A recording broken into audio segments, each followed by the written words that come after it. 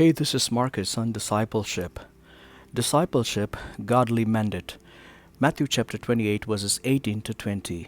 Jesus came and told his disciples, I've been given all authority in heaven and on earth.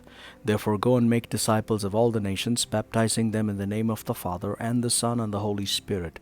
Teach these new disciples to obey all the commands I've given you, and be sure of this, I am with you always, even to the end of the age.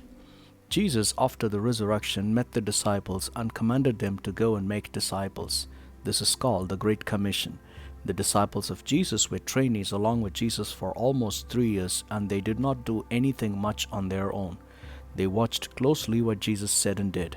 Now the time has come for them, and Jesus wanted them to step out in faith and move on.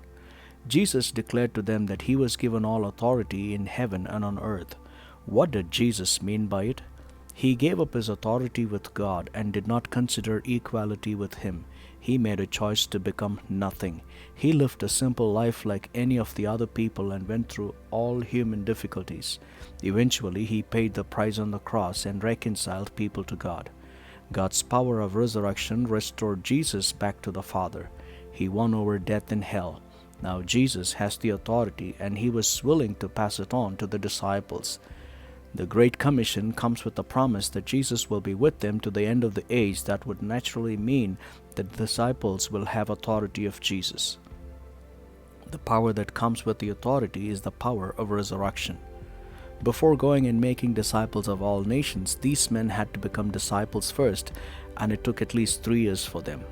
Jesus mentored them, and now he is releasing them into the world to serve him. The question for us is, are we disciples yet? If yes, are we making disciples? If no, when would we become disciples of Jesus? But we can be sure when we become disciples, we do not have to be afraid of anything because Jesus will be with us all the time. Be a disciple and make disciples. God bless you.